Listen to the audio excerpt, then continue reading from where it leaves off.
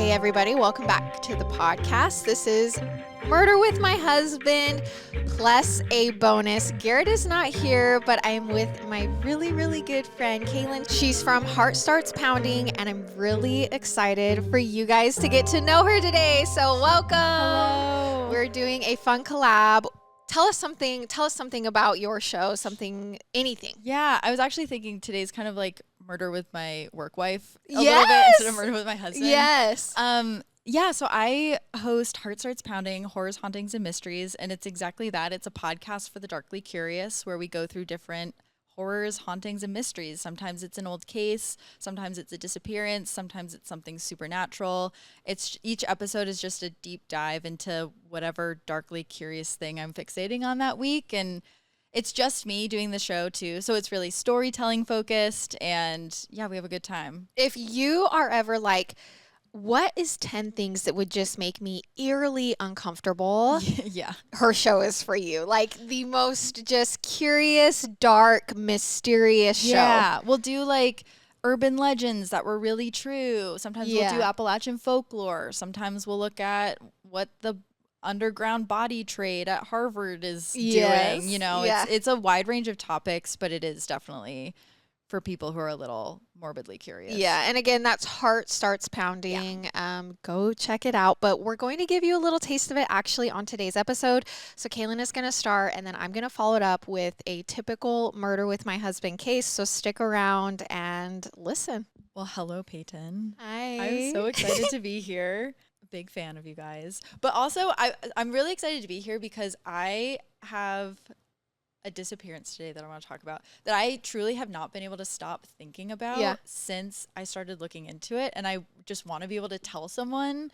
We were kind of talking about how like I do my podcast in my closet, so I don't ever get feedback on what's happening. Right. But I'm really excited for you to hear this so that we can I just want someone to talk to about it. Yeah. Because I've been really thinking about this one. Well, I'm not going to lie. I read through a little bit about the case, and I'm so confused. Right. And I just don't know how it's even possible. So I'm excited for everyone to hear. I'm really curious what everyone's going to think about this one. Yeah. All right. So I'm going to set the stage. Okay. The evening of July 4th, 1928 was beautiful.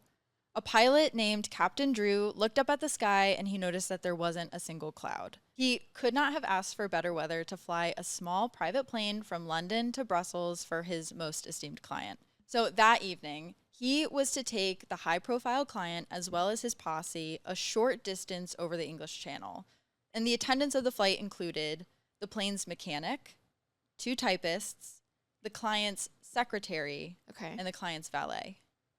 And of course, there was also the man of the hour, the reason that they were all there, Alfred Lowenstein. Yes. So you might not recognize this name now. I didn't. Yeah, he's not a household name, but if you were alive at the time, you absolutely would have known who he was. He was 51 at the time, and when he boarded that flight the evening of July 4th, he was the 3rd richest man in the world. Which is like actually insane. Wild. Yes. Wild. And for reference, I put this down too. When I was writing this script, I looked up who the 3rd richest person was, and it's Jeff Bezos. Right. So obviously it's someone that we all would know, that the whole world would know about. Really high profile client. It just goes to show you, like, if we all know who Jeff Bezos was, everyone knew who Alfred was at the time. It really puts it into context. So similar to Jeff Bezos and kind of like the upper echelon of all of today's society, Alfred really liked to spend his money. So for one, this wasn't his only private plane. He had 21 other planes that he kept in a stable by his horses. One time he even sent one of his planes all the way to Russia to pick up caviar for a party he was throwing. Yeah. Really loved to spend his money. Yeah. He also owned 3 homes, 8 villas, and it's calculated that his weekly household budget was $100,000, which is $1.7 million today. And what year is this again? 1928. Like $100,000 in 1928. $1.7 million today. So it makes sense. Yeah, going and getting caviar is like a drop in the bucket for him. And so, yeah, that all goes to say that he was capital R rich. Right. And how did he make his money? So he made most of his money actually by supplying power facilities to developing countries, which was an industry that was really booming after World War I. I'm sure. And on top of being this prolific businessman, he also was using his fortune to invest in other companies. So he kind of had this exponential growth in his wealth. But that night, the night of July 4th, 1928, he wasn't going somewhere for business. He wasn't jet setting on vacation or heading to Russia for more caviar. He was going home to Brussels to see his wife, where he was from. Yeah. He was just going home. So I don't know if you've ever made the flight from London to Brussels. No. But it's really short. Yeah. So today it would take about an hour for that flight. But back then in 1928, planes went a little bit slower. It still wasn't going to take all that long for them to make this flight. Right. So it took off at about 6 p.m. and he was going to get home later that evening. And for the first half of the flight, Alfred sat in his seat just taking notes and reading, which is what he would normally do on these flights. Once they were up over the English Channel, however, he put down his notebook and he walked to the back of the small jet where the restroom was located. Without saying anything to anyone. No. Correct? Just got up and walked back. Got up and walked to the back. Right. But someone noticed him do this. So Fred Baxter was his valet, and he watched as Alfred got up and walked through the back door to the back of the plane. And this, it wasn't like a plane today. You know, on planes today, you can see all the way back, and you can see the flight attendants, you can see the bathrooms. Right. This plane had a door in between the cabin and the back. So you would open the door, and then in the back you would see the bathroom. Right. So Baxter watched the door close behind Alfred, and Baxter just went back to reading his book. Right. There's my rich client. Now I'm going to just go back to reading my book. Everything's great. Still rich. Still rich. He poops gold. Yeah, exactly. So a few minutes pass, and Baxter looks back towards the door, and he realizes that Alfred hasn't come back. Yeah. He didn't really think much of it this first time, but a few more minutes pass, and Alfred still didn't come back. And then a few more minutes. Yeah. And Alfred didn't come back. And Baxter starts getting this weird feeling. And something in him tells him he should go back and just check on Alfred. Which, side note, just putting myself in that position of like, how panicked do you have to be to go see how your boss is doing in the bathroom? Right. Like that's yes. He must have had a really bad feeling because that takes a lot. So he walks through the door to the back, and he knocks on the bathroom door, and he asks, is everything okay? But he doesn't hear anything back. Okay. So he knocks again, this time louder, but there's still nothing. And he starts panicking in this moment. He assumes that Alfred has had some sort of medical emergency, so he forces the bathroom door open, and he finds nothing. Alfred is not in the bathroom. Alfred is not on the plane at all. Yeah, I was going to say, we're on a plane here. Right. Where could he have disappeared to? Where could he have disappeared to? Somehow in the last 10 minutes, Alfred had completely vanished. Yeah. The only proof that he had been back there at all was his necktie, which was laying on the floor. Right. So what happened next? Like, what does Baxter do from here? He runs to the front of the plane to try and get the pilot's attention. And again, this model of plane is different from a plane today. You can't just knock on the door and the pilot can come back out. This type of plane only had a small circular window that the pilot could look back at the cabin through. If he wanted to get into the cabin, he would have to land the plane, get out, and walk around. So what Baxter does is he has a piece of paper on him, and he writes, "Captain's gone," and he slaps it up against the window. Yeah. And finally gets the pilot's attention, who starts freaking out, and they land the plane. And I can't even imagine, like, what do you mean? Yeah. What do you mean he's gone? Like, where? Gone. Yes. Can you imagine, as a pilot getting that message, someone is gone from the plane? At this point, when they land the plane, they're starting to come over France. So they land on the beach of France. But as they're landing on what they think is an empty beach, in the distance, the French army, who is actually running drills for World War II, which was ramping up, sees the plane land, and they start running over to see what's going on. Yeah. And one of the soldiers was this guy, Lieutenant Marquois. And he immediately starts talking to the pilot. But the pilot is panicking, and he's not telling the lieutenant why. So the lieutenant kind of notes this as being strange, that he's not giving him any answers.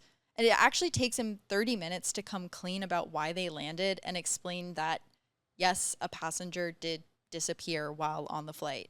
And it's at this moment when Baxter, the valet, admits that aside from the empty restroom, there was another strange thing that he noticed in the back of the plane. So when you walk through the back door to the back of the plane, on your left would be the restroom, but on your right would be the exit. Right. The door to the outside Of the plane. Yeah. Into the air. And when Baxter went back to check on Alfred, the latch on that door, the exit, was undone. Okay.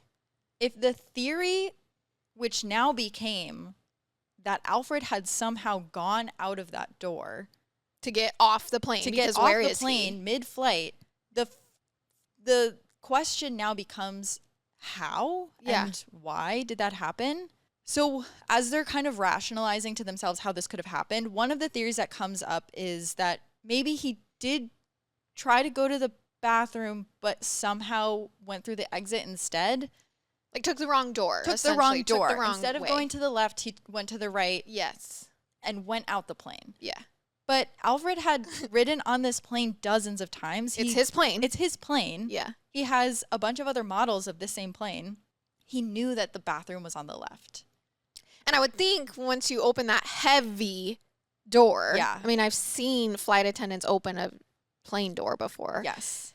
You would go, oh, that's air, and not step out. Exactly. Well, it also looks totally different. Even, I mean, on airplanes today, they look totally different. But back then, the doors also looked different. Yeah, one was latched, one was more of a handle. Yes. One has they're completely different. So it would be strange for him to get that confused. Yep. But some of his staff at his home in Brussels did mention that when he got stressed, he would barge through the wrong doors kind of in a tizzy. One of his secretaries actually claimed that undoubtedly Alfred must have gotten confused and gone through the wrong door, falling out of the plane. I think also it's the 20s. Yeah. Like, I think now we're like, no, that did not happen. But I feel like back then for his staff to be like, oh, no, undoubtedly he did this all the time. Yes. He must have done this in the air. Absolutely. Like if he Yes. did this at home, he would have done this on the plane. On the plane But with there's such a difference between like Yes. my bathroom and my bedroom. Right. And the exit of the plane and a bathroom. Completely.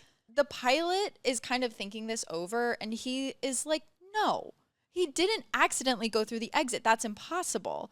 As the news of this starts spreading, like other people start realizing that that was probably impossible as well.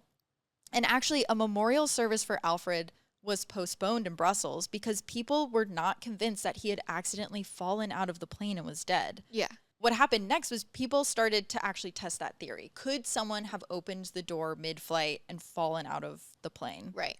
This is where I want to make a note about flying in the 20s. We've kind of talked about this model of plane. Obviously, it looks very different from models of planes today, but flying in general was very different. Back then, planes only ascended to 4,000 feet. Yeah. And because they were so low to the ground, they didn't pressurize the cabins. So the pressure inside the plane was the same as the pressure outside the plane. And as a result, yes, in theory, it would have been easier back then to open a plane door mid-flight than it would be today. Okay. Sometimes you might hear a horror story of a plane today being opened mid-flight. That doesn't happen when you're at cruising altitude at like 30,000 feet. It tends to happen when you're under 10,000 feet. Someone could open the door, but you also have all of the wind outside to fight against. It's still not easy to open that door. And as they started doing experiments, that just was proven true. One of the guys that tried to open the door mid-flight was this guy, Major Cooper, who was an inspector of accidents for the Air Ministry. He went up with a team, and this is the most 1920s thing ever. He tied a rope around his shoulders. Okay. And when he gets up there, starts throwing himself against the door, trying to open it mid-flight. And he could only get it with his whole body weight, open about 6 inches. Okay. But he's not done with the experiment then. He keeps trying to force himself out of the plane to see if, even with the door open 6 inches, if you could get out. And eventually he gets pinned between the door and the plane and can't move his body anymore. Yes. And the wind is just whipping and trying to force the door back closed. Right. So then another 2 mechanics also tried to go up and they couldn't get it open mid-flight, even with the 2 of them. But at the same time, the police are starting to get phone calls and letters from people, mostly men, who were saying that they had opened these doors mid-flight. Alfred's secretary actually came forward and said one time he accidentally opened the door mid-flight when they were flying to Paris. But every experiment they did said that it wasn't true. It was just these anecdotal Right. So it's letters. kind of like, what's the truth here? Exactly. Are people trying to say they're really strong? Yeah. Did some people actually try to open the door mid-flight? Like, what's the truth? Or are they trying to make it still seem like an accident? Exactly. Like his staff. Are some people really dead set on, no, this was an accident? Yes. There's lots of theories that are, at this point in the story, floating around. He's one of the most high-profile men on the planet. It would be a big deal if Jeff Bezos disappeared on his private plane while flying to the Bahamas. Or if he was in a Blue Origin rocket going up and he disappeared. Like, yes. Everyone's going to be talking about this. Also, there's always conspiracy theories with billionaires. You know, people are really talking about this. But then, on July 19th, which was just over 2 weeks since Alfred disappeared, a body was found. Okay. That afternoon, a fishing boat picked up a body in the channel that looked really badly beaten. The fisherman who found him actually thought it was a soldier who had fallen overboard, one of the French soldiers, like near Normandy. Yep. The body was only in undergarments, socks, and had one shoe on. Both of the feet were broken, and there were injuries on the left side of the chest. There was no sign of drowning. The injuries were consistent with a great fall. They were external, not signs of drowning. However, the face was too disfigured to identify based on the face. So this body was identified as Alfred solely by the watch that was on his left wrist because it had an inscription that read Captain Lowenstein and then his address. It feels like a pretty good ID, but you're not getting that 100% sure it was him.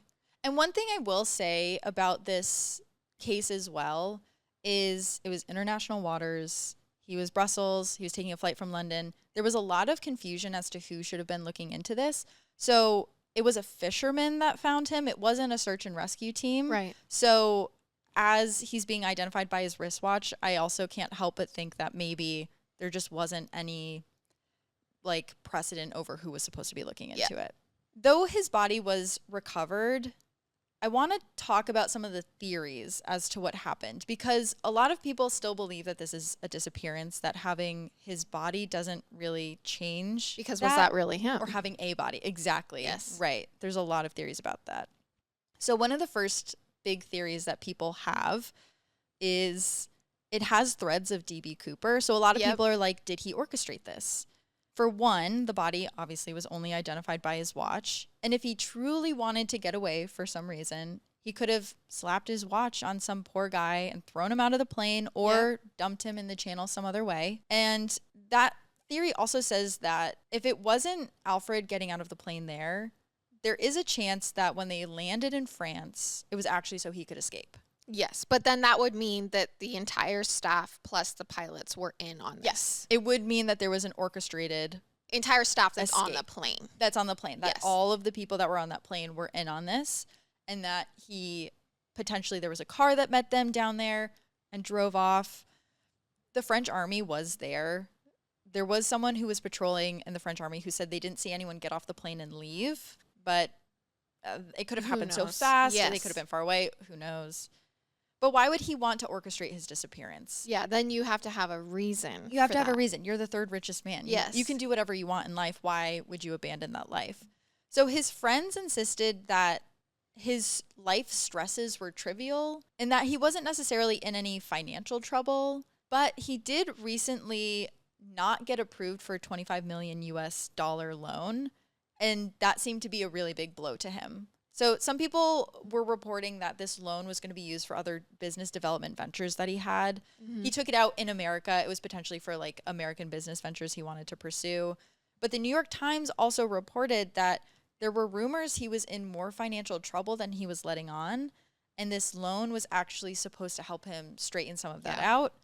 Then he couldn't get it. It was just... Which is so funny because, I mean, not funny, but I can't imagine being so upset about not getting $25 million. But again, this is someone who was a billionaire even in the 20s. Well, it makes me think of Inventing Anna. Did you watch that Netflix series?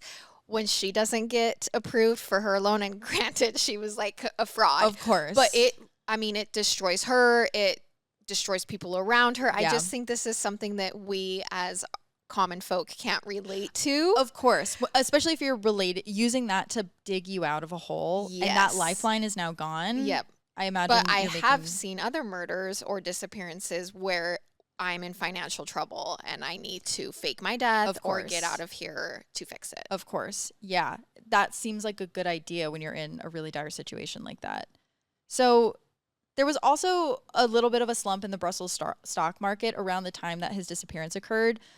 And at the time, he was such a prolific businessman. He kind of was the Brussels stock market. Yeah. So any dip really negatively affected all of his businesses. So there was a theory that maybe he orchestrated his disappearance because things were slumping and he wanted to disappear. Either it was to protect his companies or to get out of the trouble.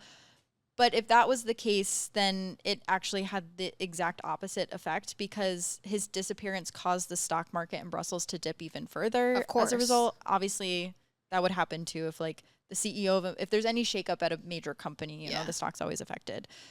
So another prevailing theory, which this is the one that I keep turning to. So there's a theory that he had a medical emergency while on the plane. Right. Reportedly, Alfred had issues with his blood pressure and would sometimes have these fits that were kind of similar to heart attacks. At least to bystanders, they seemed like they were heart attacks. And the theory is that he started having one of these fits, and in an attempt to get some air, he actually tried to open the exit door. Yep. And that would also explain why his necktie was off when when they went looking for him, his necktie was on the floor. So you still have the issue with that theory of the plane door just being so hard to open. Yeah, couldn't even get it open. Couldn't even get it open. But if the plane hit turbulence at the exact right moment, some mechanics mentioned the door would have possibly been able to swing open for a moment and then just slam back shut from the wind. My question is, I'm thinking of a 20s plane. How would no one have heard that door open and close? Well, that's a great question. And actually, flying back then was a lot louder than it Yeah. was today because you hear the Everything. engine, you hear like the whole plane was made of wood and metal too, so like it makes noise. The engines were louder. Like there are reports of how loud it was to fly. You couldn't necessarily have a conversation on a plane in the 20s. Right. So if someone was in the back of the plane, a door is closed, it is reasonable to think that they didn't hear the door open and close. Okay. It's not, when I hear that, I guess I'm not like, oh, that's impossible. They definitely would have heard that. It kind of makes sense that they wouldn't have. However, again, it's a loud door. Like if it's slamming shut from hundreds of miles an hour of wind, like it's going to close really loudly. This would have had to be perfectly timed with Alfred getting air also. Yeah. So it is kind of like a 1 in a million chance. Obviously, those still happen. He has to be having the attack. He has to push open the door. He has to take his necktie off, and then he has to hit turbulence. Exactly. All in the in one foul swoop, so that it all can happen at the exact moment. So the problem with that theory is Alfred's doctor came forward and said that Alfred was actually in perfect health, which we can kind of take with a grain of salt, but he said that these fits were not really as bad as people were making them out to be. Okay. Also, Baxter told the police that Alfred was smiling when he got up and walked to the back. It didn't look, at least to the people on the plane, like he was having a medical emergency when he went back there. Okay. Which is interesting. He didn't necessarily get up with urgency, and they were saying it didn't look like an emergency to him. Right. There's also some conflicting reports on the level of urgency Alfred was having when he got up to walk to the back, but by conflicting reports, I mean Baxter said he was smiling. One person said he got up and was walking fast. It's not really enough to be like, oh, that was a medical emergency that was in the midst of happening. He didn't turn to anyone and say, I think I'm having a heart attack, essentially. So on top of all of this, no one really mentioned in any of their interviews any strong jolts that the plane encountered while Alfred was in the back. Every interview I read, no one talked about the turbulence. Maybe it was a thing where it was just more common back then. Planes shook more, but at 4,000 feet, you're not hitting the same amount of turbulence as you hit at 30,000. Exactly. So there's also the last theory is that someone planned it. Yep. That it wasn't Alfred. It wasn't an accident. It was intentionally planned by someone. And one of the suspects that people think of is Alfred's wife, actually. So when the plane landed in Brussels without Alfred, His wife wanted it to be sent straight back to London. The only thing she said was, let it be sold. I don't ever want to see it again. Interesting. I mean, people in grief, you can't ever really judge what they say in grief. But she also never went to his memorial service. Okay. And that's one where, I mean, you're a wife. You can put yourself in that perspective of like not showing up to your husband's memorial service that's really intense. It's quite weird. It is. People are going to look at that. Right. Even if there was a legitimate reason, people are going to look at that. And think it's weird. And then there was how a few insurance policies had also recently been taken out on Alfred. The New York Times never figured out who took out these insurance policies, but they were for amounts that totaled around £500,000. Policies that specifically covered if Alfred took his own life or was in a horrible accident. Okay. And it could have been his wife who took out these policies, but it also could have been someone who Alfred did business with who was taking insurance on the businesses. Yep. And basically, I'll end it with this, but that day, all of the staff said they believed it was an accident. They could have been paid off to say that, but no one ever changed their story. Everyone stuck to their story till the day they died. Could 6 people stay silent on the matter for the rest of their lives with none of them ever giving up any information as to what happened? Yeah. And could someone that famous stay hidden if he did fake his own disappearance? Absolutely. It definitely would have been easier back then than it would have been now. But he was in so many newspapers. His image was definitely out there. People knew what he looked like. Everyone knew he was missing. Yeah. Can you just go retire to a resort somewhere? Yeah. I mean, I guess there are people who believe that there are famous people who have done that now. Yeah. It's interesting, actually, because when I was reading, most of this information comes from old New York Times articles. Yeah. And they were talking about when this disappearance happened, it had been 16 years since the Titanic sank. Okay. And a lot of people in that time started coming up with Titanic conspiracy theories as well. Mm-hmm. And it is this thing, like the further away we get from something that happened, the more our brains just are like, what really happened? So when they were writing these articles, people thought that the captain of the Titanic had lied about, or it was a big lie that he was on the Titanic when it sank and that he actually had escaped somewhere to get away from the bad press and was alive. So, yeah, is that what people are doing to Alfred now too? Yeah. It's just so curious. It's so bizarre. Because even if it was an accident, which I may be inclined to think it was, it's just such a 1 in a million billion chance. Accident. Yeah, exactly. Yeah. Chance. To think that, I'm going to fake my death, all right? And then I'm going to put my watch on this poor guy. Mm-hmm. And now you have to make it look like he dropped out of the plane. So then there had to have been another person aboard who you pushed out of the plane, or you had to make it look like he dropped out of the plane. And then what are the chances that a fisherman finds him? So there's not really anyone there to like positively ID him. Yeah. And there's just so many ways for this to not just be, it was an accident, he fell out, that was actually him. Yeah. It would take so much orchestrating for that to be the case. Yes. And I also don't think 6 people can stay quiet for their whole lives. I don't either. I just don't think they can, unless they were. But where'd he go? But where did he go? Or is that really him? Or yeah. Did he go live a long life somewhere else, or did he fall out of the sky? Yeah, it's wild, and we'll never have answers. I don't even know how you would figure that out now. I don't either. I guess you could DNA test the body and be like, sure, but you still don't know how it happened if no one was there to see it. Yeah. Or hear it. Yeah. Wow. So that is crazy. That's one I have not been able to stop thinking about. I'm sure you also will not. Now I won't. Thank you. Now I know it's going to keep me up tonight. I know. Just where is he? What happened? Poor Alfred. I know. Poor guy. At the end of the day, even if he felt like he had, I don't know. I don't want to be the person that's on a podcast. I also don't want to be the person that's like, poor billionaires.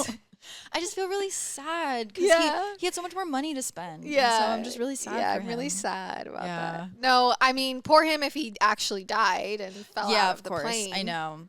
But that's my biggest fear. At least his wife had 19 other planes to fly. So she could just be like, take that plane away. I don't want to see it again. I have 19 others. But if someone fell out of a plane, how do you ever fly again? Right. If I knew someone personally who fell out of a plane, flying is by far my biggest fear. Yeah. I would just never be able to use a plane. I don't know if I'd fly in the 20s.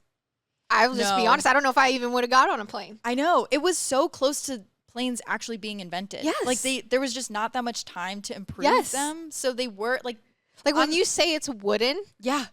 Wood. Count me out. They would I just imagine the wings snapping in half and I'd be like, yeah, it's the 20s. Yeah, that's what happens. That's what happens. When we fly.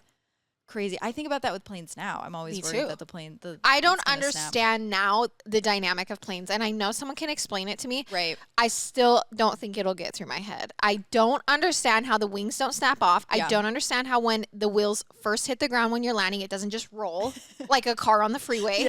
I don't get it. And that's why people much smarter than us make these planes.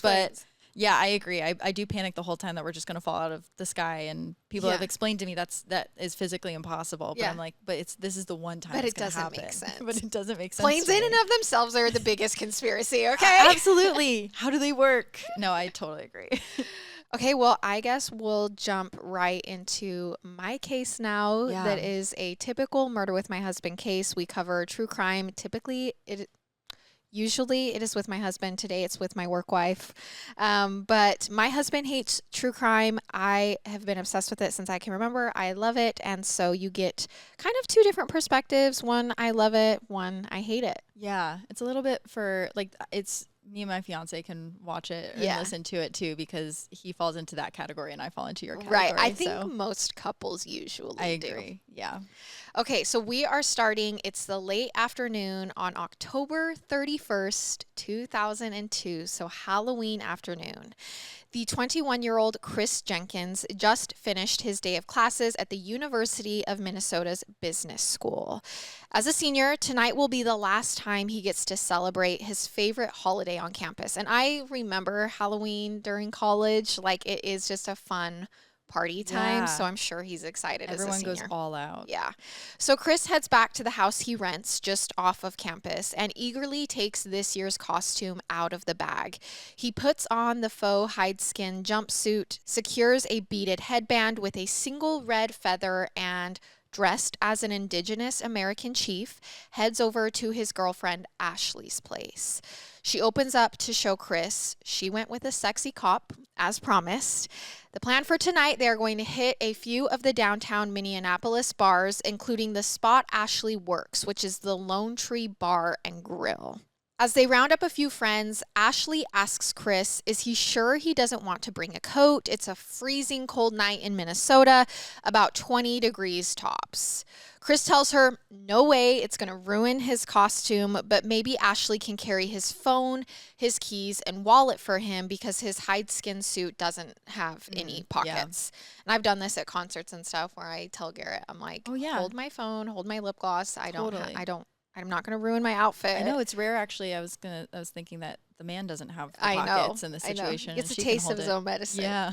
So now I realize that today Chris's costume would seem a bit off color to some, but in 2002, no one thought any less of Chris for it. That night, Chris was as popular as ever, chatting up everyone in the bar. He was always the kid who had and did it all. Captain of the school's lacrosse team, class clown, and a genuinely good friend to everyone around him. But as the evening went on, Chris seemed to be having a little too much fun.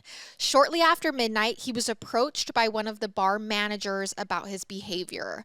With a giant stain on his costume, they insisted he was so drunk he must have urinated on himself. Oh. It was time for Chris to go, to get out of the bar. Chris and his friends, though, insisted, no, that's not pee. He only spilled on himself. It's just a drink. It was an accident, and he'd switched over to water at this point. But now an employee was already escorting Chris out the front door. With Ashley off mingling in the packed pub, Chris was forced outside in the freezing cold alone without his phone, his wallet, and his keys. And the bouncer refused to let him back in to go get them. They were like, nope, you are done. You're kicked out. Yeah, and there's no way for him to even tell her that he's out there. No. Yeah. So Chris starts walking north toward the Hennepin Bridge, the direction of campus. He's like, okay, I guess I'll just go back. Start making my way home. The following day, Chris's parents called his cell to check in. But his roommate, Ben, was the one who answered. Ben explained that Chris was kicked out of the pub last night and seemingly never made it back to the house. After calling around to Chris's friends, the Jenkins phoned the police around 10 p.m. that night. So they give it a whole day trying to find their son. They can't find him. No one's seen him since the night before, so they call police. Yeah. But they were met with the same frustrating response we see in many of these true crime cases. Since Chris was 18, the police wouldn't consider him missing until 72 hours had passed. So much can happen in 72 hours. So much. And I feel like this is something that we've kind of seen get a little bit better today based on the circumstances. I was going to say, I don't think it's 72 hours anymore. Yes, but we've seen this often with a lot of the cases. Yeah. So Jan and Stephen Jenkins, which are his parents, weren't going to sit idly by for 3 more days. By November 2nd, they were making the drive from Eden Prairie, Minnesota to Minneapolis, looking to hire a private detective to look into their son's case. And they found a man named Chuck Loesch, which was a smart decision because even when those 72 hours came and went, the Minneapolis police were of little help to the family anyways. They insisted there wasn't much they could do until the body of Christopher Jenkins reappeared. There's nothing. They're like, no, not a single thing. Yeah. To go Can't look go at. talk to the bar, see who maybe last saw him, Yeah. check video footage. They say, nope, not until we know that something sinister has happened. That's horrible. We really aren't going to pay attention. So it's a good thing they hired the private investigator, absolutely. Chuck. So thankfully, Chuck was willing to do everything the police weren't. He began by retracing Chris's steps after he left the bar the night he went missing. If he were to head back to his dorm on foot, he would have had to cross over the Hennepin Avenue Bridge, so this big bridge. And there were 2 cameras outside the Federal Reserve building that had a great view of that path. But after reviewing the tapes, there's no sign of Chris crossing the bridge the night he disappeared. So he didn't even really make it very far if that's the direction he went. Yeah, wow. So Chuck then interviewed several employees who worked at the Lone Tree Bar on Halloween night, something the police never do in the entirety of this case. And Chuck finds that several of the employees are now saying, no, Chris wasn't kicked out of the bar that night. He left on his own accord without his phone, wallet, and keys. Only his friends are like, no, that's not the truth. We were there. They said because he had this stain and he was acting a little wild, they kicked him out and we couldn't get him his stuff before it happened. Yeah, there's so many witnesses to that. Yeah. In fact, many of them were confused by the situation, saying that Chris wasn't doing anything inappropriate that could have gotten him ejected that night. They're like, no, we specifically remember because we don't even think he was acting that wild. Yeah. Yet he was escorted out by security through the front door and wasn't allowed back in. When Chuck goes back to the bar a few days later to chat with employees again, he finds they've all had to agree to a gag order. Otherwise, if anyone spoke about Chris Jenkins, they'd risk losing their job. So now there's a gag order. So now it's an open investigation all of a sudden. For the private investigator, it's Chuck going back. Well, he's going back, but it's a gag order because now the police are involved, right? Yes. Now all of a sudden the police decided to get involved. Well, I think it's a gag order from their boss. Oh, okay. Interesting. But yes, technically a gag order would come from police. Yeah. Interesting. It is interesting that it comes at this point. So Chris's girlfriend, Ashley, was actually seen flirting that night with a real off-duty police officer in the bar. So apparently this friend of hers even let him borrow one of his work shirts for her cop costume. Oh. So this is like an interesting detail that comes out as soon as this gag order is kind of given out and the public learns about it. Now, the Lone Tree Bar was a known police officer hangout, and rumor has it the cop Ashley was flirting with actually asked security to have Chris, her boyfriend, removed just so he could remove Chris from the equation. So there's kind of this love triangle little bit going on. That adds another element to it. And this was a married cop with kids, by the way, which might explain the now gag order from the police. Well, that's what I was thinking. Yeah, Yes. if there was a gag order that was given at that exact moment where this information could have come out. Like, yes. It feels like it's And part of something bigger. also through the owner of the bar because he was threatening if anyone talked, they would be fired. Right. Exactly. And the reason the cops never questioned anyone working at the bar was because one of their own was at the bar that night during the disappearance and had a weird tie to the case. Yeah. Although it doesn't quite explain where Chris disappeared to after he left that evening, it's just another interesting clue. Of course. But over the next few weeks, Chuck learns that there was a giant fight up the street outside a pizza shop in the hours after Chris vanished. Problem is, no one could confirm whether or not Chris was actually involved in that fight. However, one of the biggest clues came after the family hired 2 different search dogs. Both followed Chris's scent from the bar to that pizza shop and then down to a parking garage next door. Both dogs led them to spots 89 and 90 in the parking garage, where they found a few drops of blood and a piece of a red feather, like the one in Chris's headband. Wow. When Chuck spoke to a parking lot attendant, he learned that one of those spots belonged to one of the bouncers at the Lone Tree Bar.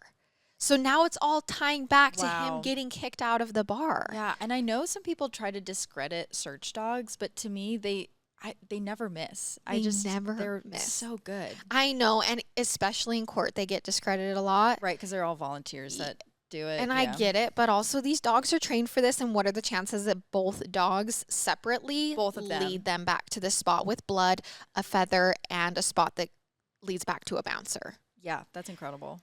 Still, the Minneapolis police refuse to listen to the Jenkins family or the evidence that Chuck has uncovered. They're like, no, there's still no body. Like, we can't get into it. After a few months has passed, they still hadn't interviewed a single employee of the Lone Tree Bar, and he's still missing. They never even bothered to examine the house he shared with his friends. It wasn't until February 27th, 2003, that the police finally started to pay attention to Chris's case, because that morning, Chris's body was discovered floating in the Mississippi River less than a mile away from the Lone Tree Bar. And this is like 5 months later at that point? 5 months later. Wow. Less than a mile away. Wow. He was wearing his chief costume, his shoes were still on his feet, and his arms were crossed over his chest. The police were quick to assume he'd either died of suicide or had drunkenly fallen into the river on Halloween night. But there were plenty of clues that suggested otherwise, starting with the way his arms were positioned. If Chris had jumped to his death into the river, it was a strange position for his body to be found in. Usually in a situation like that, someone's arms would be down by their sides or floating out near them. Yeah. Plus, there was no bruising on Chris's body. If he had fallen from the bridge, you'd think there would be injuries to indicate that fall. The autopsy also determined that Chris's blood alcohol content was quite low, especially if he was as intoxicated as the Lone Tree employees claimed he was, enough to get kicked out. Yeah. Interestingly, your BAC levels should increase with decomposition, which indicated to private investigators that Chris might have been kept alive for a period long enough to sober up a little before he was killed. So maybe he didn't die as soon as he left the bar. Right. Maybe he was taken somewhere. Yes. Yeah, wow. Perhaps most disturbing of all, Chris was found with a clump of somebody else's hair clutched in his left hand. It didn't appear to be his, but it was never tested. But it didn't even match his color of hair. Okay, that's pretty easy to tell. Yeah. I feel like if it's the wrong color. In the end, Chris's death certificate read, quote, cause of death unknown, apparent drowning, manner of death undetermined. The police remained adamant, though, that Chris had died of suicide or by accident and that there was no foul play involved, and closed the case. But the Jenkins weren't going to give up that easily.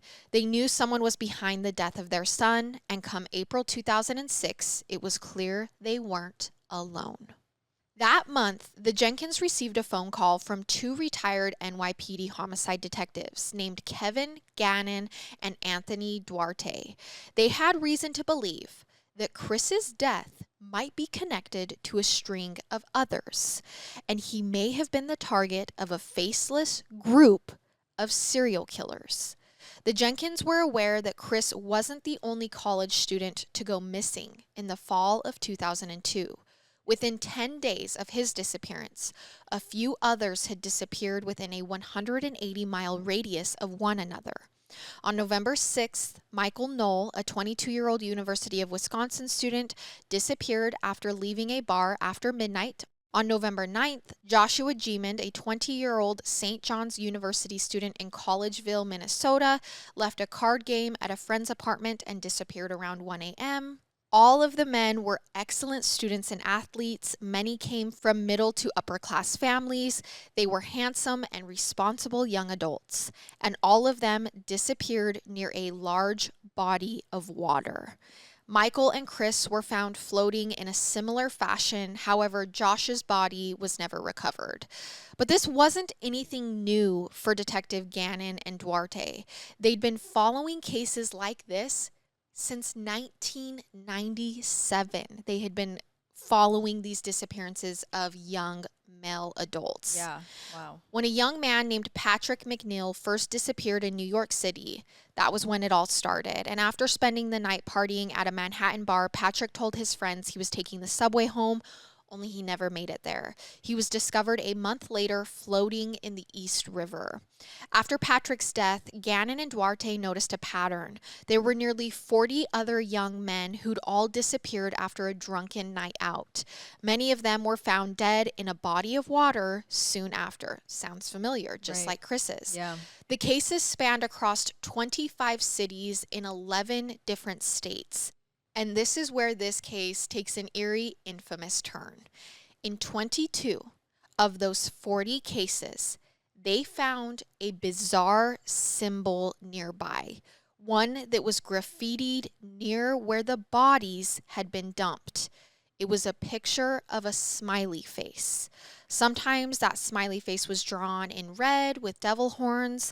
Other times it appeared with a note that read, "Evil, happy, smiley face man." That was a mouthful, by the way. On more than one occasion, it was accompanied with the word Sinsiniwa, which is an indigenous American word meaning rattlesnake.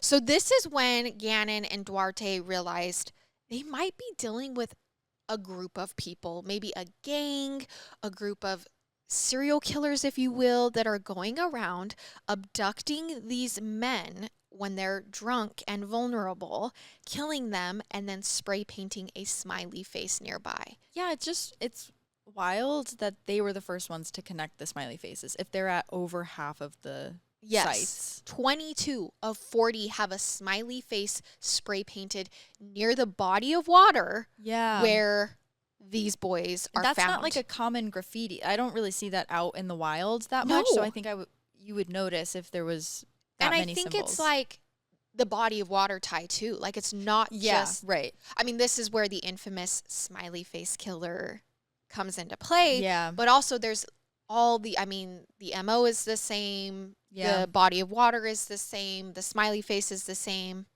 So perhaps it was a group that targeted young, soon-to-be successful men, followed them around, maybe even drugged them, picked them up and tortured them before later dumping their bodies in a river, a place that would wash away most of the evidence. Gannon and Duarte named their hypothetical assailants the smiley face killers, and later shared their research with the FBI, hoping for a serious inquiry. But in 2008, the FBI publicly rejected the theory, said there is no such thing as the smiley face killers. Yeah, wow. They released a statement claiming despite the consistencies between the cases, they hadn't found any concrete evidence to support the links between the deaths. They remained steadfast in their opinion that these were all alcohol-related drownings and had not shown signs of foul play. Instead, they claimed the graffiti was just a coincidence, a common image that might be gang associated, but showed no direct connection to the victims themselves. They also pointed to the lack of bruising on the victims' bodies, which, if they had been kept alive and tortured for a period of time before their deaths, there was no evidence of that shown in any of the autopsies, which is a good point. Yeah. But these mysterious cases haven't disappeared over the years. As of 2017, they are still happening. And when you hear the new evidence, it might seem more apparent that Gannon and Duarte were onto something. So on January 5th, 2017, 23-year-old Dakota James disappeared after a night out in Pittsburgh. 40 days later, his body was pulled out of the Ohio River 10 miles from where he was last seen. Again, sounding very familiar. Like the others, Dakota was popular, well-educated, athletic, and investigators found more than 11 different smiley face symbols close to where his body entered the river. 11. 11.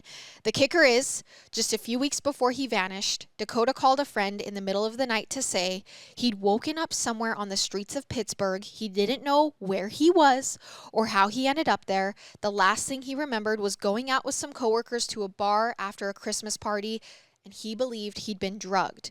So was he being stalked by a smiley face killer in the weeks prior to his disappearance? Until the smiley face killer theory is taken seriously, I'm not sure we'll have any answers. But of all the people Gannon and Duarte consider possible victims of the smiley face killers, Chris Jenkins was the only one whose case was reclassified from accidental drowning to homicide back in 2006. And yet no one has ever been charged with Chris's murder. Meanwhile, Gannon and Duarte have since upped their database to 681 potential victims.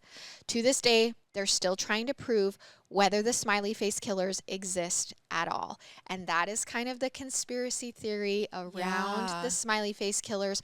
You hear about it often. It's all over Reddit threads.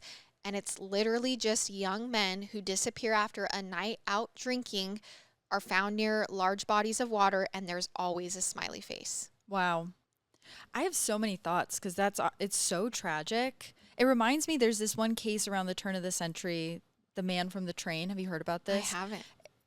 Back in like the early 1900s, there was all of these like the string of deaths that were maybe connected. They couldn't figure it out, but then they figured out that they were all along the same train line. Yep. And so they figured it was someone who was getting off the train, maybe committing these crimes, getting back on the train, going to a somewhere new else. city. But it really takes someone paying attention to put that together. And you hear in a lot of true crime cases where counties aren't talking to each other. So deaths that could be connected are not being connected by the police. And it seems like these two guys really are taking the time to put this together, and they have this theory. And so it's just sad that no one is really taking it that seriously. And I think, okay, so I know the FBI has come out and said there's no such thing as a smiley face killer, even though these men, young men, keep popping up with smiley faces around. But what's the harm in looking into it? Like, what's the harm in actually taking it seriously? Maybe they did. Yeah. Maybe they did back in 2008. But if it's still happening up till 2017, what's the harm in trying to connect cases? Because like you just said, how many times have we seen, oh, this guy was caught for this murder. Turns out he killed in 2 different states back 10 years before. Yeah, and you're seeing this too with Austin. I know a lot of people are looking at Austin, Texas as a place where a lot of young men are drowning. Okay, even if it's not a serial killer, why are so many men falling in this lake? Like, let's look into that. Even if it's just a safety Should we concern. put some guardrails up? Yeah, why is it being dismissed so easily? I also think you see this a lot with college students, and maybe it's because kids go to college and they don't have their family nearby, they don't have friends, but oftentimes their disappearances are totally dismissed. Yes. As like they ran away or they didn't like school, so they just left. And everyone can read the writing on the wall that something's wrong, but the case is totally dismissed. 100%. And that sounds like Chris's. I think because similar to sex workers or unhoused people, you're in a vulnerable state in college. Yeah. You don't have this family around you. A lot of us didn't have this big support system in college. We were just alone living, and that's vulnerable. Yeah. Like, that's vulnerable, which is maybe why it's just being brushed under the rug. Because it's like easy. It's easy to just be like, well, maybe also, they ran off. If someone's targeting a group, that could be another group that they're targeting because they know it's easy to do something and not have it looked into. It is unfortunately very easy to drug someone at a bar. And that stuff isn't traceable. So if you are doing an autopsy report, you're not going to see that. So it's like it's a crime that's very hard to pin on someone. So if that is what's happening. And I think sometimes with conspiracy theories, I'm like, okay, let's not get out of hand here. Yeah, of course, even a theory, okay, smiley face killer, whatever, like, that probably didn't happen. But then what happened to Chris? I know. You know, that's like the one that he was at a bar. He mysteriously got kicked out. His girlfriend might be having a fun time with a local cop who's married. Yeah. He gets kicked out without reason. Really, his friends are making it sound like 2 dogs catch his scent going down to a parking garage. There's blood. There's a feather. Also, It looks like he got caught. I mean, it looks like he got picked up, yeah, left the location. you said that it was an employee that parked there. Yeah. That employee probably parks there every day that they go to work. Why? Just check whose car it was, Yes. like, and where they Yes. go, and what, like, I don't know. I think if there's no footage of him getting on the bridge, then he didn't jump or fall by accident. Right, of course, yeah, that's another. And piece. that this is what I mean, and I know that it's now been turned to a homicide case, so we don't have to blame anyone. But it's like, it obviously didn't have anything to do with him falling into the water. Yeah. There were no signs of a fall in his autopsy, but for that long, it was dismissed as an accident. Yeah, You know? it's so sad to me that his family had to probably shell out so much money Yeah. to hire all the resources to try and figure out what happened. And Garrett and I say this often with these cases. There is always more victims than just the victim. Of course, yeah. Whatever time. happened to Chris, his family's hurting. His family's sitting there going, why is no one taking our baby kids' case seriously? Why am Yeah. I having to do the work? Why am I having to hire the private investigator? Why did it take that long to Yeah. find him when his body was a mile away? Like, how frustrating to feel like no one cares. Yeah. You know? You shouldn't have to feel like you have to go search the river Right. for your child. for your own child. Yeah. Yeah. I can't even imagine. That's So horrible. whatever's happening to these young men, whether it's in Austin or Smiley Face Killer or just all the ones we talked about today, I think it's clear to say something is happening. Yeah. I don't know, like you said, is it just an epidemic we're seeing with drunk young adults getting a little too drunk and falling into the water, or is there something more sinister at play? Yeah, like either way, it feels like something can be done. Just look out for your friends. It's so Yes. check in on your friends. Don't let them get kicked out Don't alone. take drinks from strangers Yes. that are open. Yes. It's never your fault. We're not victim blaming. Never. We're just saying, let's watch out for each other because it's Yeah. a dangerous world. And it seems, especially from what people are saying in Austin, it seems like that's a big problem in Austin. Yeah. Anyways, Yes. it's just people getting drugged. So it never hurts to just watch out for your friends. Just to be careful. Wild. Well, that was a case that has been very highly requested by my listeners, so I'm sure they're going to be very interested in if hearing you more about ever do this. a deeper dive, Yeah. let me know so I can let Murder with My Husband listeners know. Absolutely. Or you can just go listen, and then if she does a deeper dive, you can get it because I know you like to dive really deep into Really these, and this deep. had to be a little brief. We kind of just did a little sample of each. Yeah. So if you even liked it at all, Mhm. go check it out. Go check it out. Absolutely. There's Yeah. I think there's a lot of overlap with Oh, our shows for and sure. like the research based and Yep.